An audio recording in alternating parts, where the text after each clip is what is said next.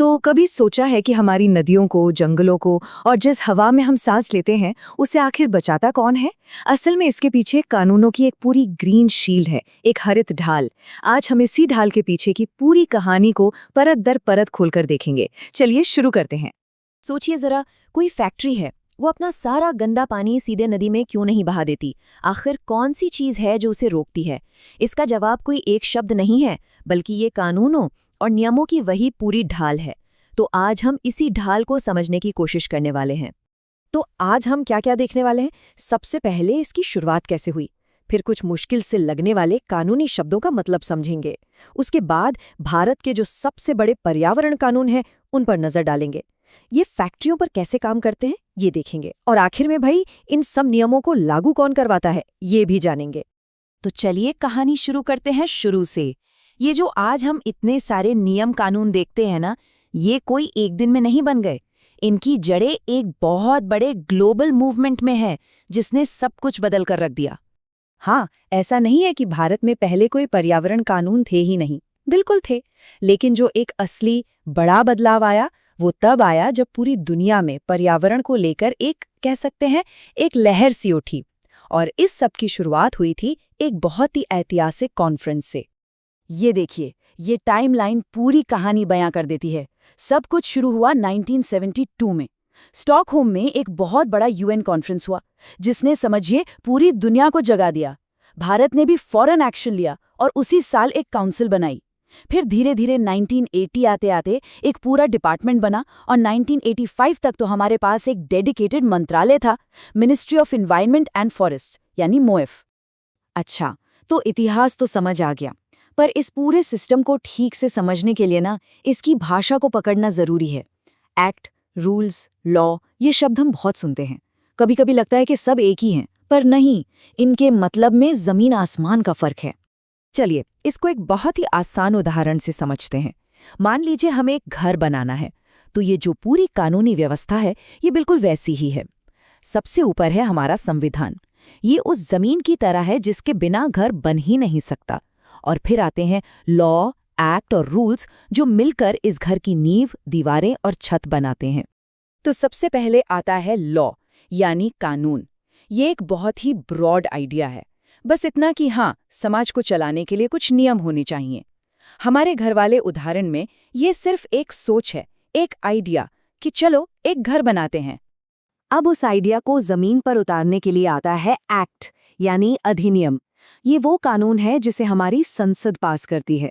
ये है हमारे घर का पक्का वाला ब्लूप्रिंट। आर्किटेक्ट ने डिजाइन बनाया और सरकार ने उसे मंजूरी दे दी। ये है एक्ट। ठीक है, ब्लूप्रिंट तो बन गया, पर घर बनेगा कैसे? बिजली की तारें कहाँ से जाएंगी? पानी के पाइप कैसे लगेंगे? ये जो सारी छोटी छोटी पर बहुत जरूरी डिटेल्स हैं, वो आते हैं रूल्स, यानी नियमों में। ये ब्लूप्रिंट को हकीकत में बदलते हैं। तो अगर इसे हम और आसान करें, तो एक्ट बताता है क्यों और क्या करना है, ये पेरेंट लेजिस्लेशन है, और रूल्स बताते हैं कि उसे कैसे करना है। एक्ट अगर मंजिल है, तो रूल्स उस तक जाने का रास्ता। और ये बात याद रखने वाली है कि रूल्स कभी भी अपने पेरेंट एक्ट से बाहर नहीं जा सकते, उनकी शक्ति एक्ट से ही आती है। चलिए, अब जब हमें ये भाषा समझ आ गई है, तो बात करते हैं भारत के पर्यावरण कानूनों की नींव की। वो 3 बड़े पिलर्स जिन पर हमारी पूरी ग्रीन शील्ड टिकी हुई है। ये हैं वो 3 सबसे बड़े कानून। सबसे पहले आया 1974 का वाटर एक्ट, जो पानी के प्रदूषण को रोकने और कंट्रोल करने के लिए था। फिर 1981 में आया एयर एक्ट, हवा के प्रदूषण के लिए। और फिर 1986 में आया एनवायरमेंट प्रोटेक्शन एक्ट।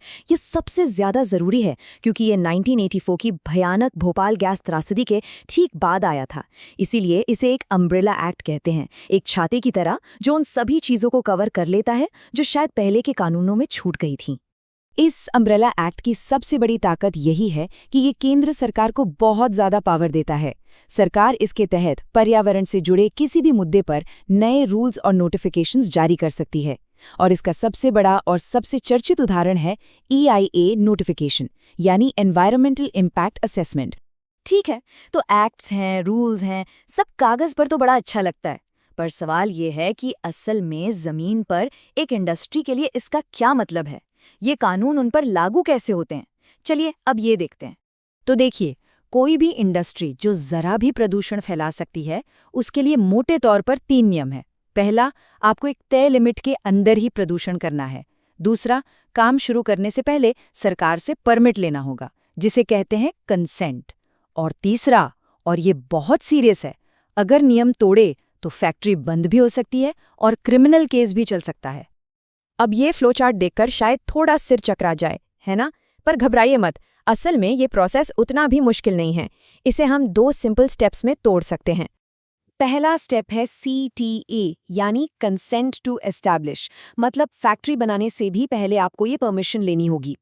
एक बार आपकी फैक्ट्री खड़ी हो गई तो दूसरा स्टेप है CTO, कंसेंट टू ऑपरेट, यानी अब आप प्रोडक्शन शुरू कर सकते हैं। और ये जो CTO है, इसे टाइम टू टाइम रिन्यू करवाना पड़ता है। ये इस पर डिपेंड करता है कि आपकी इंडस्ट्री कितनी पोल्यूटिंग है, रेड, ऑरेंज या ग्रीन कैटेगरी की। लेकिन कहानी में एक और ट्विस्ट है। इस कंसेंट वाले प्रोसेस से भी पहले कई बड़े प्रोजेक्ट्स के लिए एक और बहुत ज़रूरी स्टेप आता है, और वो है EIA, environmental impact assessment notification 2006। तो ये EIA क्या भला है? असल में ये एक तरह का सेफ्टी चेक है। ये नोटिफिकेशन कहता है कि कोई भी बड़ा प्रोजेक्ट शुरू करने से पहले एनवायरमेंटल क्लियरेंस यानी EC लेना ज़रूरी है। इस प्रोसेस में एक्सपर्ट्स देखते हैं कि प्रोजेक्ट का पर्यावरण पर क्या असर पड़ेगा, और आम जनता से भी उनकी राय ली जाती है। मतलब इसका मकसद नुकसान होने के बाद एक्शन लेना नहीं, बल्कि नुकसान को होने से पहले ही रोक देना है। तो कानून बन गए, नियम बन गए, EIA जैसा प्रोसेस भी आ गया, बहुत बढ़िया।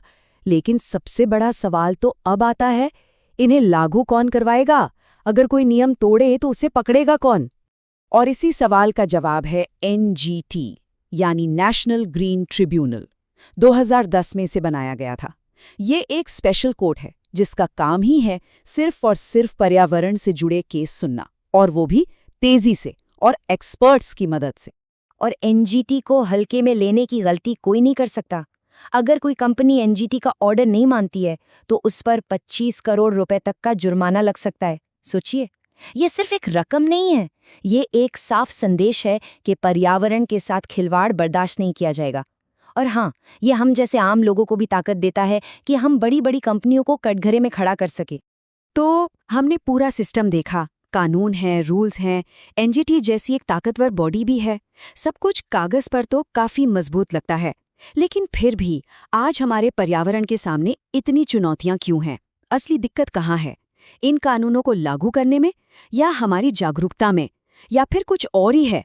ये एक ऐसा सवाल है जिस पर हम सबको सोचने की जरूरत है।